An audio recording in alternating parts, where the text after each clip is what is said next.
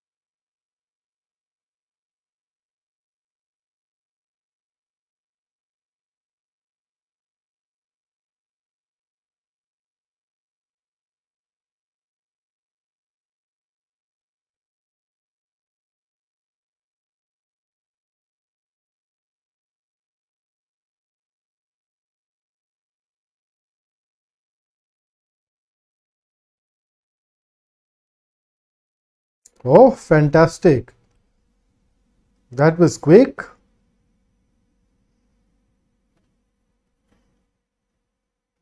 Okay, here is the next.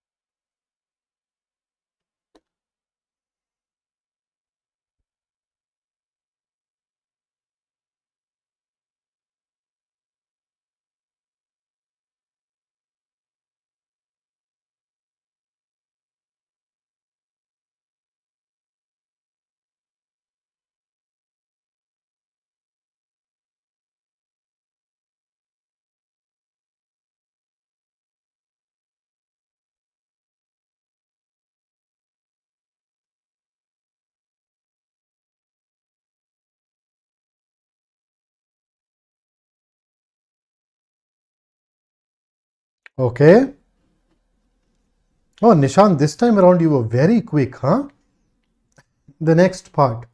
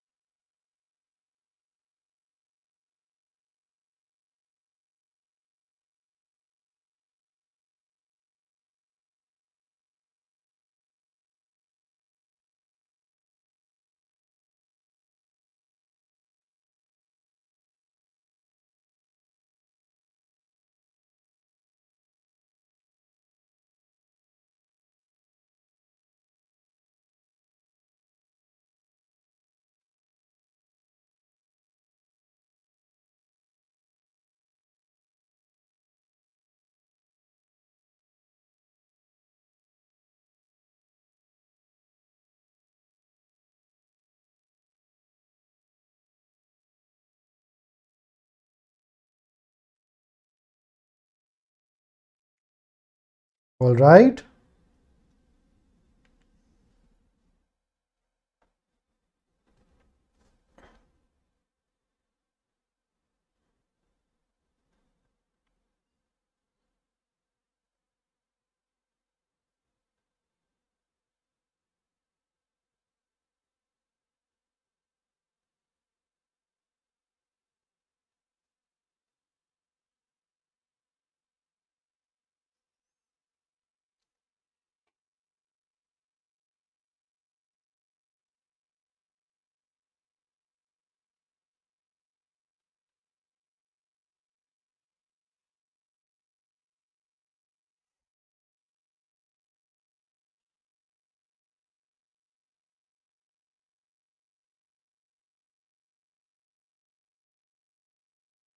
Fantastic. So, a quick question. What is the topic here? Which subject matter does this particular passage deal with? So, what's the subject matter here?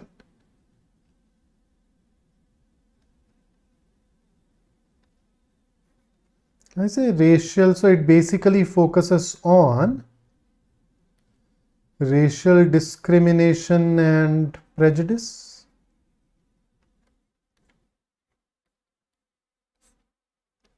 Right? So that's the key aspect that it goes ahead and talks about. Nishant, sociology is the domain that it belongs to. Sorry. But it's the key, right? So one of the basic things that we need to figure out once we have done reading a passage is the subject matter that it touches upon. Apart from that, we also need to figure out the purpose of the passage, and then maybe the key idea of every paragraph. So train your mind to think along these 3 lines, and you would be able to generate a very effective overview of whichever passage that you read. Okay, so here is your first question on the screen. Give me 4 answers and I will start the discussion.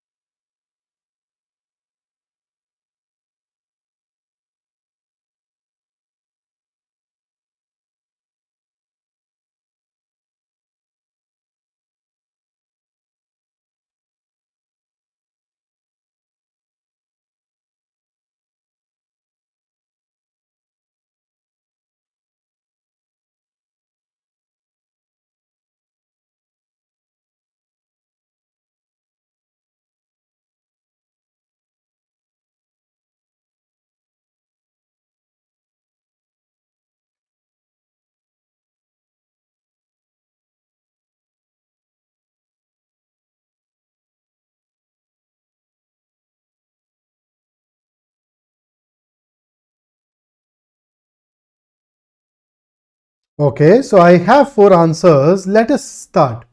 So first up, let me take you back to the relevant part where the group level activity was talked about. So here it is. So you notice we are talking about different perspectives regarding the accuracy of those racial stereotypes and their usefulness. There are some social psychologists who believe that it is just faulty or inflexible generalization. So generalization is where you look at a few elements of a particular category, and the results that you arrive at on the basis of your observation, you apply it to the entire category. Okay, so for example, if somebody says all Punjabis are loud, right? I'm Punjabi, we at times hear that we are party lovers, we prefer butter chicken, rajma chawal. These are called generalizations, right or wrong, but the author here says that these are faulty generalizations, which means that they're wrong, or these are inflexible generalizations, a generalization that we are resistant to change even when new data, new information comes in. And then there is another perspective. Economic theories of statistical discrimination emphasize the cognitive utility of group estimates as a means of dealing with the problems of uncertainty. So see, you and I, we are supposed to take decisions routinely in our life. And one of the key characteristics of the decision making process is uncertainty. We do not have enough information available, yet we are supposed to take decisions. So what do? We at times rely on generalizations. For example, let us say that I want to buy a new computer and I need some advice on buying that new computer. I look around and I see 4 individuals sitting there. There is a person who has done his history honors.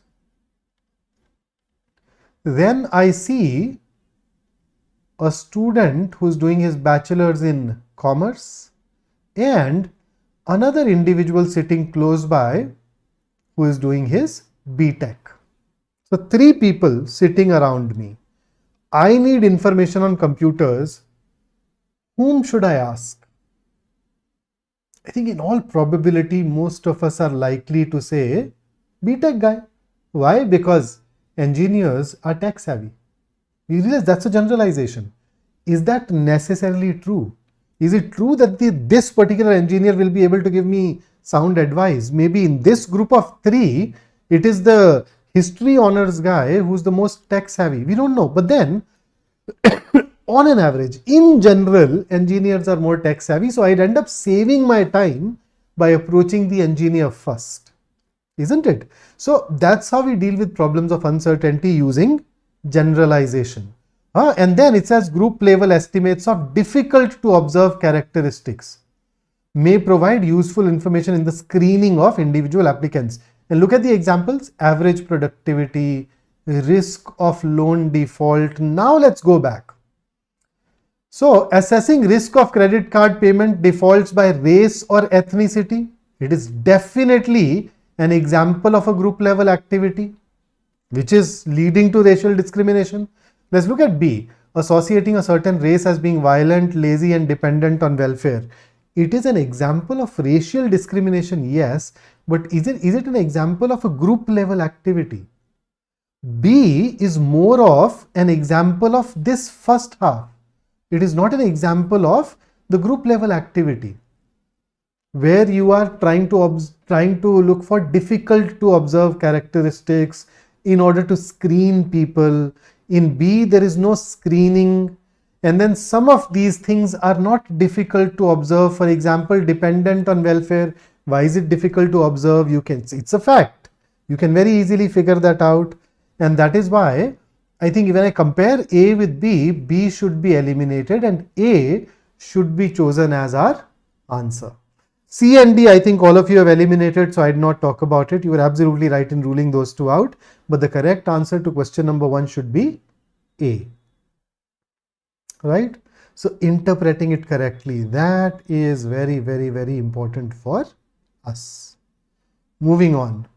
Here is your next question. What would be a suitable title for the passage? Go ahead, give it a shot.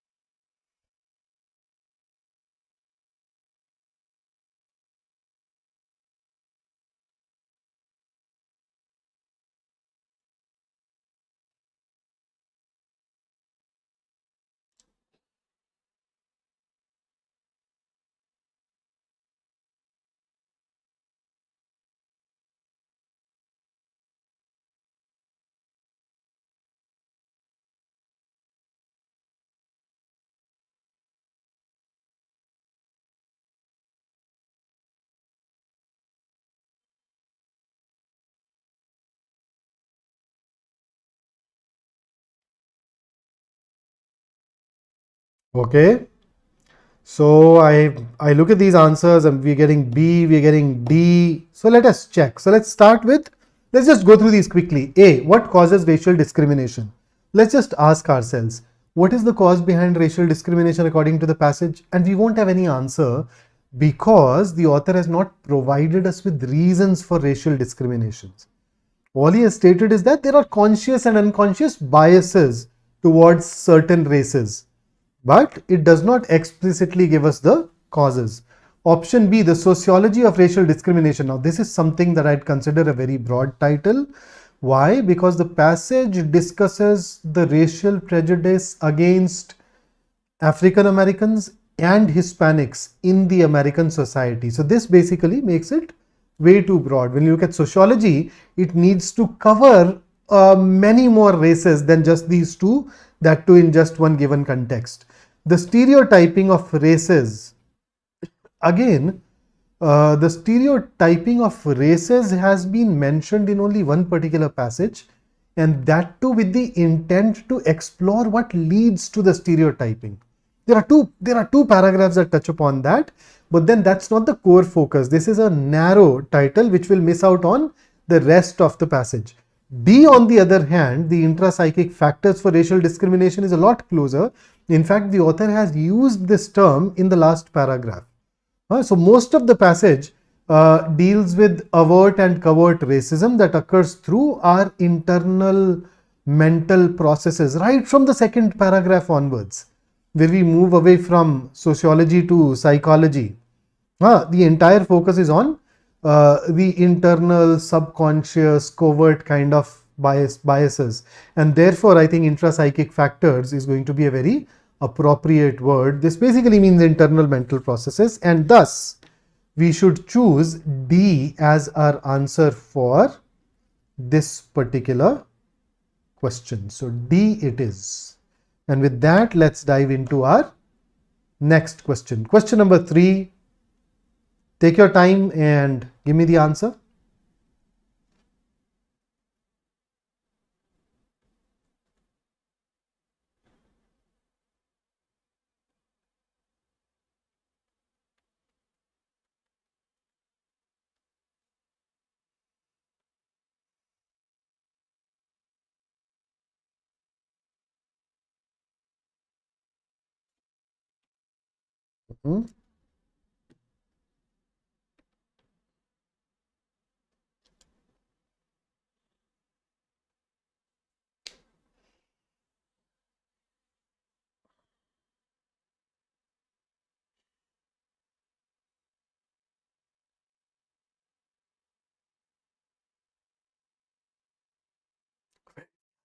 Four answers, and then I start the discussion. Come on.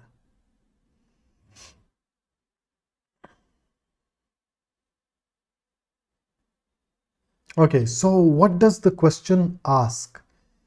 Each of the following factors may lead to racial discrimination or prejudice except. So out of the 4, there is one which will not lead to racial discrimination or prejudice. The one that does not is the one that we are supposed to pick up. So let's look at A, the detachment between racial equality as a model for governance and government action. So in fact, this was stated in the first paragraph, where if there is a difference between policy and principle, then racism persists. So this will lead to racism, or will lead to at least the continuation of racism. Okay, B, a disaffirmation of overt forms of discrimination. Now, what do you understand by the word disaffirmation? To disaffirm basically means to refuse to confirm, to refuse to accept. So if you refuse to accept overt forms of discrimination, what will happen? Will it lead to racial discrimination, or will it lead to a reduction in racial discrimination? B, very clearly will have an opposite effect. If you refuse to accept overt forms of discrimination, then those overt forms of discrimination, that is racial discrimination, should go down.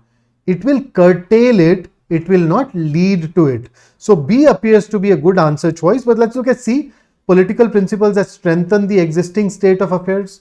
Now, what is the existing state of affairs according to the passage? Racial discrimination. So if you strengthen the existing state, it will increase the discrimination further. So it does lead to racial discrimination.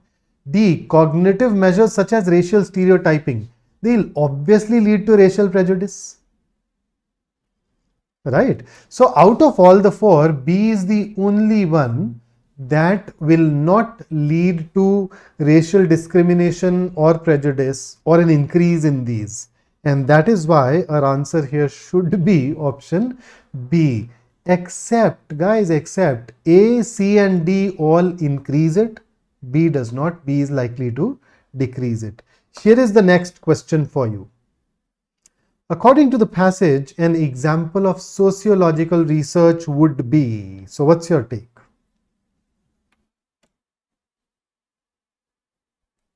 I told you at the beginning that this is going to be a tricky passage for you.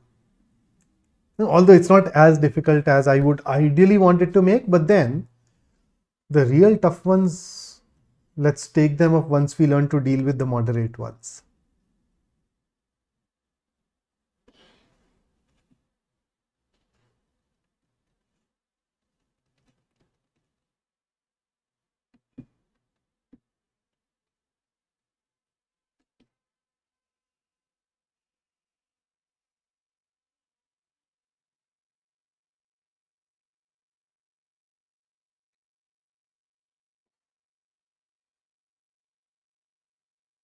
Ready?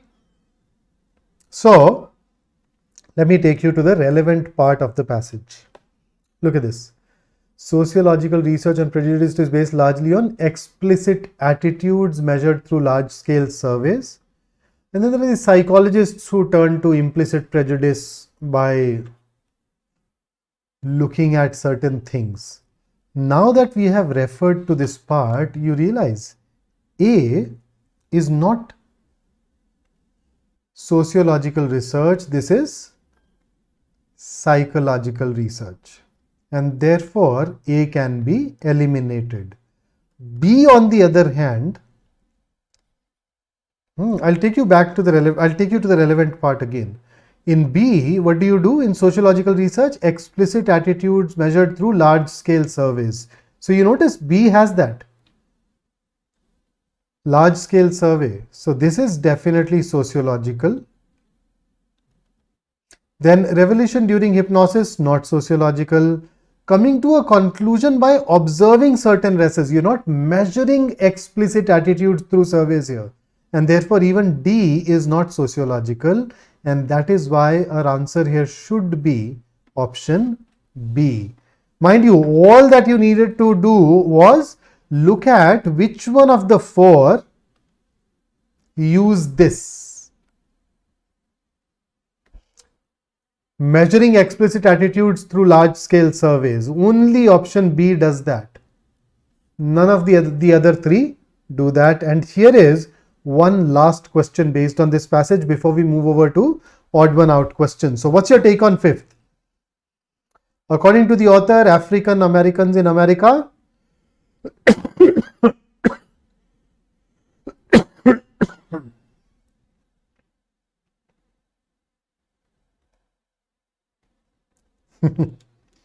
Shraddha, the lower the accuracy rate in practice, the more you get to learn. So don't fret. Not getting it right is a valuable pointer into the aspects that we need to focus more on.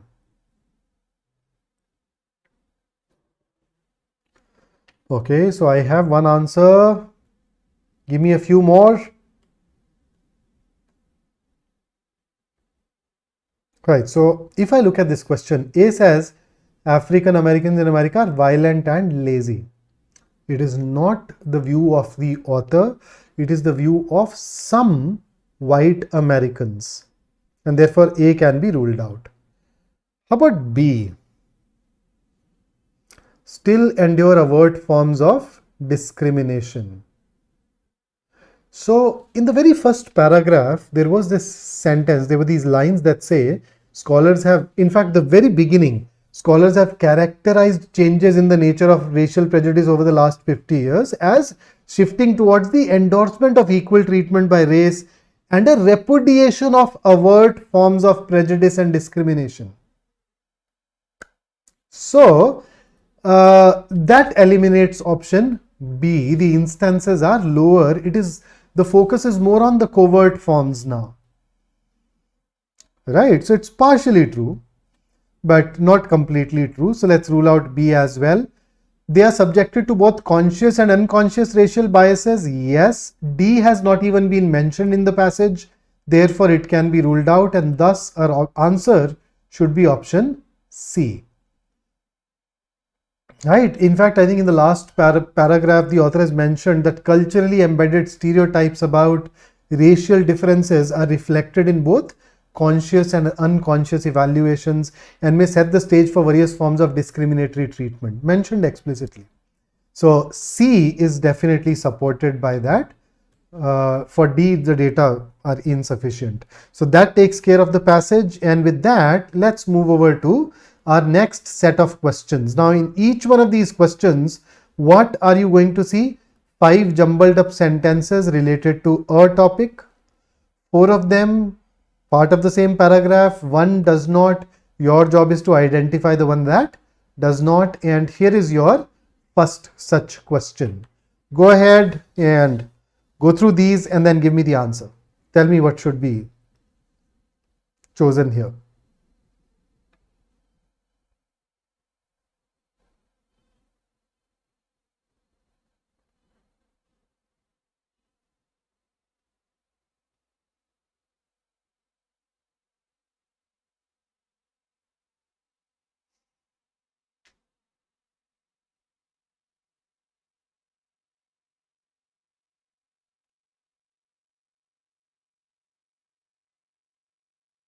Okay, so Sonali has set the ball rolling. What else?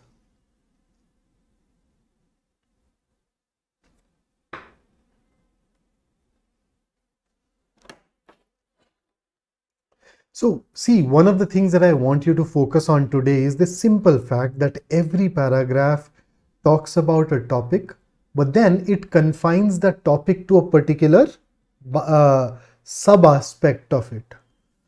So, when you look at an essay, you realize an essay is written around a topic. So, obviously, every paragraph within that essay will talk about that topic. But what is the difference among these different paragraphs?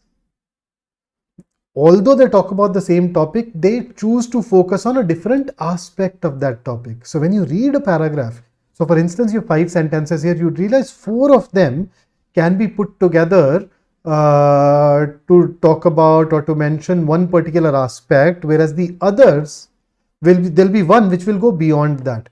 So in this context, when I look at 1, when I look at 2, 3 and 5, they can all be tied in together talking about the popularity of cricket in India. But 4 suddenly goes ahead and talks about football. In fact, if it were a para jumble, I will actually have 1, 5, 3, 2 as my sequence, where fourth does not, or fourth cannot be put in anywhere.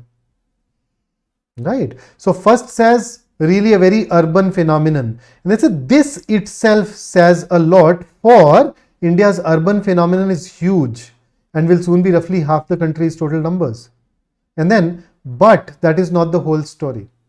So 1, 5 and 3 connect themselves. 2 can still be used along with these. Fourth suddenly moves towards football without any connector and therefore should be left out. Shraddha, this was an odd one out. It was not a para jumble. So that is why 4. This was easier. You've actually gone on to put in much more effort than what was required. Here is the next question. Again, I'll write it on top. This is a paragraph odd one out question. So one of these 5 sentences is different from the other 4 because it does not belong to that same paragraph. Go ahead and choose that as your answer.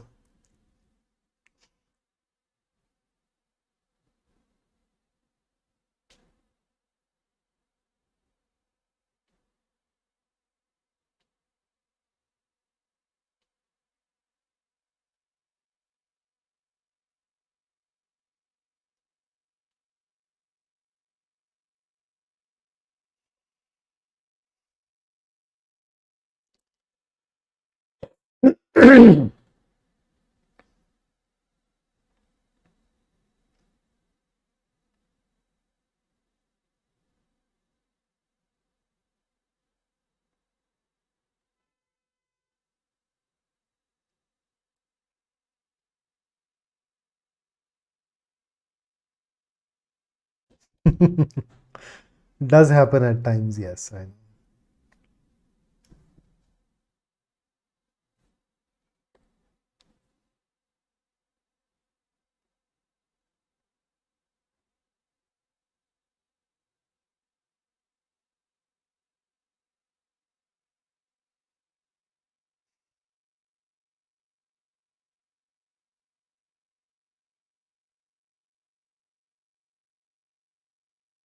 Okay, Harshad, that's quick.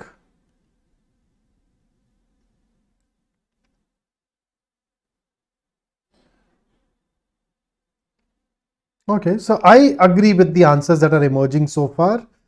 The correct answer is indeed 3. If you look at this paragraph, you realize the other 4 sentences talk about the theme of beauty in certain theories of physics. Right. Now, sentence 3 mentions that cultural notions of beauty evolve or change with changing times.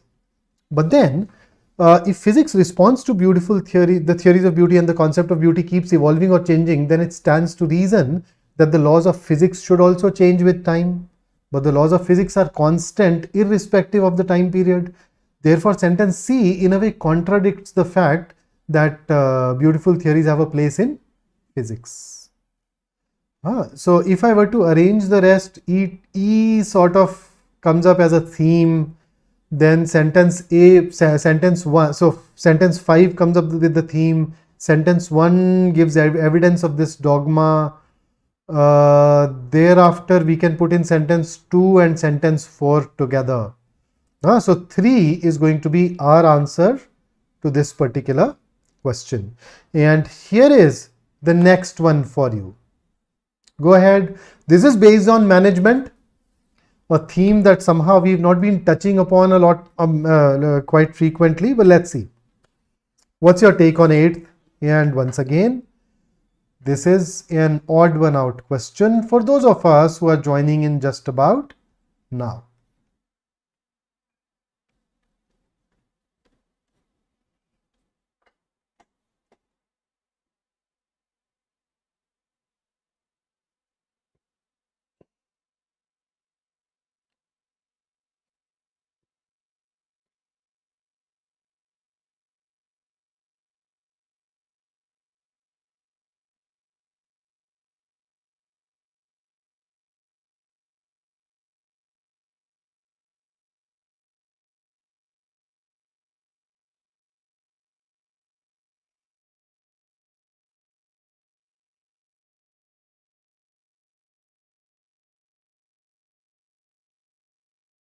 Answers, guys, answers. Okay. We have 2 answers so far. So let's see. Let's engage in a bit of elimination. Okay. So look at 5th. These skills can be divided into 2 categories, hard skills and soft skills. Which skills? Look at 3rd. A project manager needs to acquire a set of skills. So you realize this connection helps us link 3 and 5 together, and because they are linked, both of these can be ruled out as our answers. Similarly, if you look at the idea mentioned in 1st and the idea mentioned in 4th, they are connected. So 1st says project managers are expected to successfully bring their projects to fruition while keeping a tight rein on budgets and schedules. And then 4th says the project manager is truly the heart and soul of a project. So you realize 1 and 4 are again talking about the same idea. Sentence 1 gives you specifics, 4th captures that in a general way. Whereas look at 2nd, it suddenly talks about training, and that too for technical knowledge. So the rest of the sentences are talking about, oh, project managers are so amazing. Then it says they need to acquire skills. And then second says they need to, we need to conduct training to give them technical knowledge. So this does not fit in with the other two sets that we have identified. And that is why second should be the odd one out here. Right? So if I were to arrange them, I will put them as 4, 1, 3, 5. If it were a para-jumble, I'd probably say 4, 1, 3, 5, leaving the second one out because it does not correspond to the theme that is created by the rest of the sentences. So even if you got some of these questions wrong, it's okay. We have a long road ahead of it. Do not lose hope and keep this in mind. When life gives you something that makes you afraid, that is when life gives you a chance to be brave, to be courageous, to show your true mettle and grow through that adversity. Okay. So some of you could not get the RC questions right, but this is definitely an opportunity to grow for you. So that's it from me. If you enjoyed working with me, don't forget to like this session and of course do subscribe to the channel and share it among your